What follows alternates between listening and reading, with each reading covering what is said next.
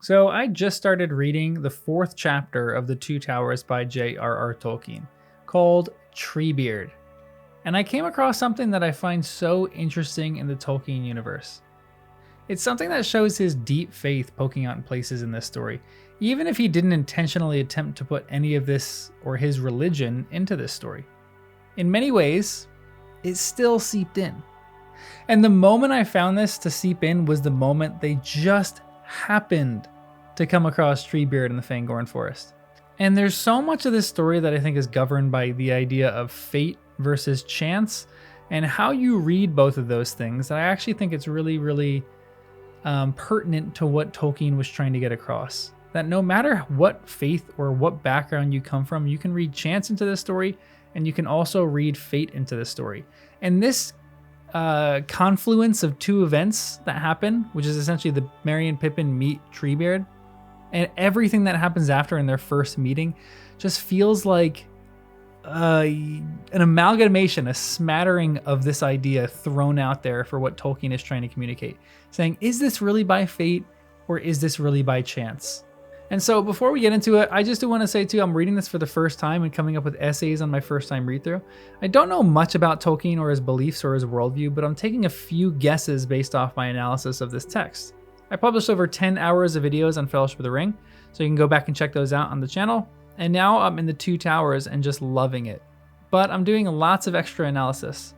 So like the video and subscribe. I think you'd love this kind of content if you're into video essays and nerd and pop culture stuff. And I do Harry Potter essays, Star Wars. I'm going to do some Brandon Sanderson, Game of Thrones, and the rest of the Tolkien Legendarium too. So please subscribe. If you are really into this kind of content, like really into it, then you can become a member. It's only $5 a month and really helps the channel to grow.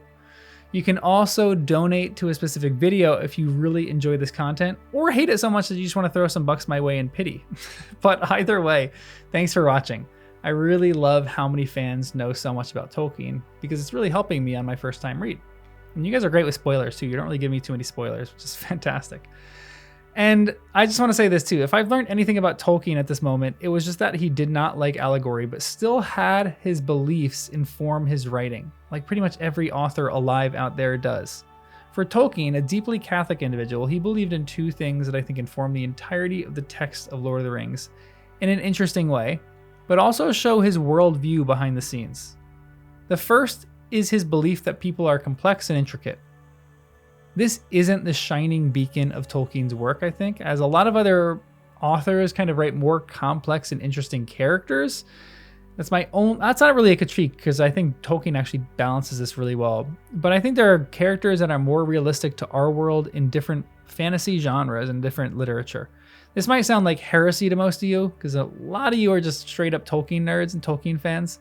But from what I know, the little that I know about Game of Thrones, I think the characters in that show and the books, which I have yet to read, which I'm going to read pretty soon, are maybe more complex and realistic than the characters in The Lord of the Rings. I mean, I only relate so much to a 1,000-year-old elf, or a wizard, or a man who is royalty and belongs to the royal line of Numenor. They're complex, and they have their flaws and their own problems, which is what makes a good story, but they're not the most complex characters in literature. But I think it might suffice it to say this, that Tolkien created a complex world, which I think is actually vitally more important and a precursor to creating complex characters. Because if you think about it, complex characters inhabiting a boring and dull world won't really do much or have that big of an impact on the reader. And so, like Tolkien, if he creates this incredible world with histories and with cultures and with languages, all these characters that come out of that, they're already fully formed characters and they already have deep complexities to them. But I even talked about this when we first met Gildor. In that, I think Gildor is a great example of this kind of like skylight view that I find Tolkien is just so good at. And that I feel like I am watching a single event in the history of Middle-earth through a skylight. And all around this world, there are other people who have complex problems and who are struggling or thriving. Every single character in this story so far feels like they are carrying the weight of history on their shoulders. And if it's not a weight that they have, at least a deep culture that dramatically informs the decisions they make. Gildor is the way he is because he is an elf. Elrond is the way he is because he's one of the oldest beings in Middle-earth and he's immortal. He has been through battles and seen decades come and go in Middle-earth. But even more than that, I feel like every character not only has the history of their culture on their shoulders, but that they're living their own individual lives in the way that they are living them. Gildor felt like a great example to this. Again, I want to keep harping on Gildor, but he was just doing his own thing in this world, in Middle-earth. And while he stopped to help Frodo out, he still didn't overly extend himself. It felt realistic to what the world looks like. It felt shocking actually to me because in a lot of other epics and stories, this would be like the first person to drop what they're doing and to go follow Frodo. It's like the first person he meets. It's like the hero's journey. It's like every single video game, that first like main character you meet joins your little company or your little fellowship. And for you to not get that feels a bit shocking. But he's complex and a really interesting character living his own life. So Tolkien creates a complex universe in which he's set up histories and stories and cultures and languages and everything in between. But the second thing I think that Tolkien believes that informs his opinion is that the gods of this world are actively involved in the lives of the people here. And so the gods of Middle-earth are actively involved in the things that happen in Middle-earth. And this is the way I got to this, finally getting to my main point here. It's the way that Merry and Pippin meet Treebeard. I think it's wild. Or maybe not so much the way, but the timing. I could not help but think the whole entire time that there are two explanations to this like meet and greet. Either number one, this is just a story, and Tolkien is trying to get us to certain places as an author.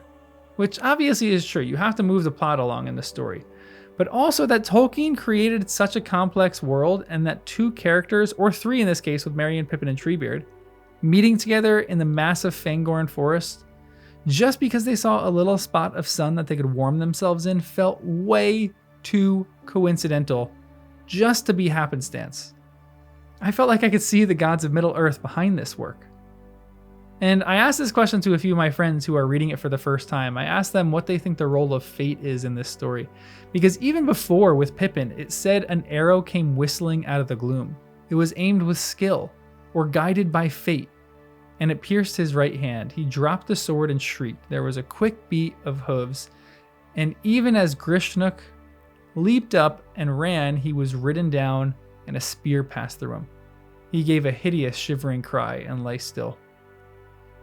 This all just makes me think that Tolkien believes in fate. And he believes in chance. But also holds these two things in constant tension. Because at the end of the day, in normal life here on Earth, when do you really know?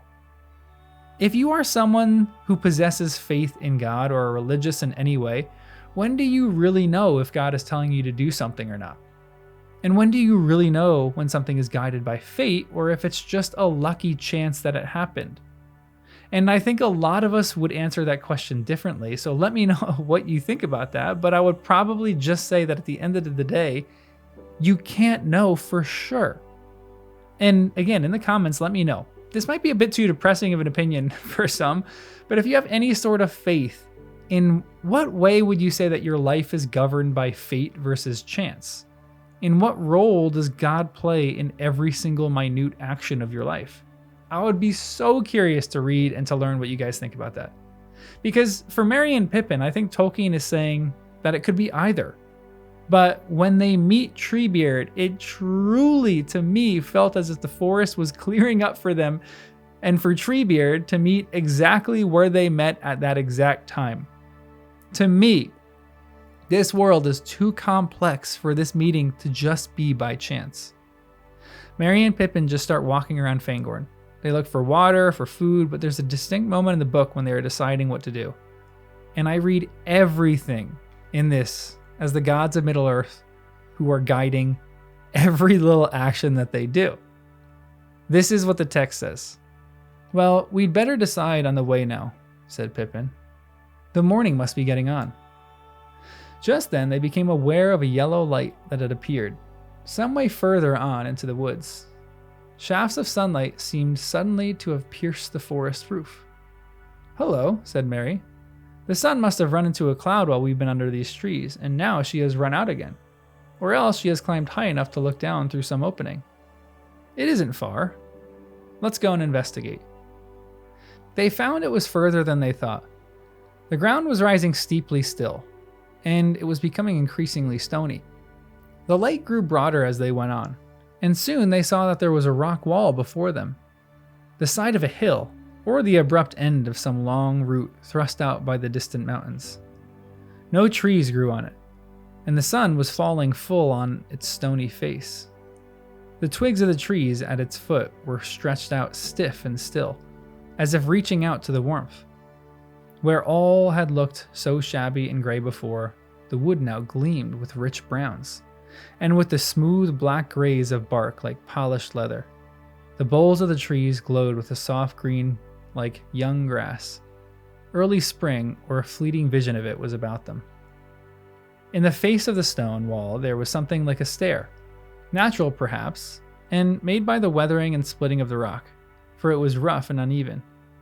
High up, almost level with the tops of the forest trees, there was a shelf under a cliff. Nothing grew there but a few grasses and weeds at its edge, and one old stump of a tree, with only 2 bent branches left. It looked almost like the figure of some gnarled old man standing there, blinking in the morning light. "Up we go," said Mary joyfully.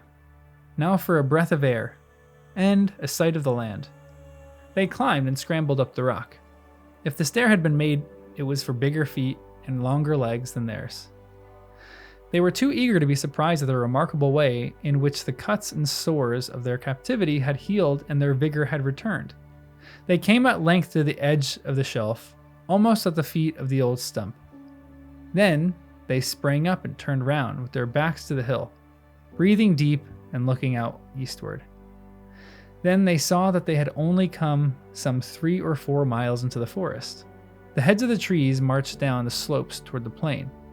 There, near the fringe of the forest, tall spires of curling black smoke went up, waving and floating toward them. "The wind's changing," said Mary. "It's turned east again. It feels cool up here." "Yes," said Pippin. "I'm afraid this is only a passing gleam and it will all go gray again. What a pity. This shaggy old forest looks so different in the sunlight. I almost felt I liked the place." "Almost felt you liked the forest? That's good. That's uncommonly kind of you," said a strange voice. "Turn round and let me have a look at your faces. I almost feel that I dislike you both. But do not let us be hasty. Turn around." A large knob-knuckled hand was laid on each of their shoulders, and they were twisted round, gently, but irresistibly. Then 2 great arms lifted them up. And this is obviously the moment they meet Treebeard. But even in our world, it feels naturally believed that rays of sun coming down on something means that God or the gods are divinely accepting something, or showing someone the way. And so Merry and Pippin look in this forest and they just happen to see a sunny spot. So they walk to it and struggle to get there, which, side note, I love that there was a struggle to get there because it's like human nature and the divine will working in tandem. God or the gods will show you something, but you still need to put effort in to get there. So they get there, survey the land, and then just by chance, Pippin says something kind about this foreboding forest. And it comes as a surprise to them when Treebeard is glad and decides here that they are orcs. Later on, Treebeard says that this is the moment that if he saw them before he heard them, he probably would have killed them. But because he heard them first, he knew that they were not orcs. It's like divine interception right here. I just feel like this was all over the text. Like the gods are trying to get people to meet together so they can accomplish their mission. And this was one of the biggest moments that I felt like I saw it in this text so far. And I just wanted to throw some quick thoughts down here and ask what you all think. I know some of you have a much deeper understanding of this world than I do, but if you are just reading Two Towers, how much of it do you think is governed by fate or by the gods of Middle-earth? And how much do you think it's just random chance? Please let me know, because I feel like we're going to have 100 different opinions on this, of people saying the whole spectrum of beliefs about this too. So let me know. And make sure you like the video as well, subscribe to stay up to date with the journey of my reading for the first time, and I will see you in the next one.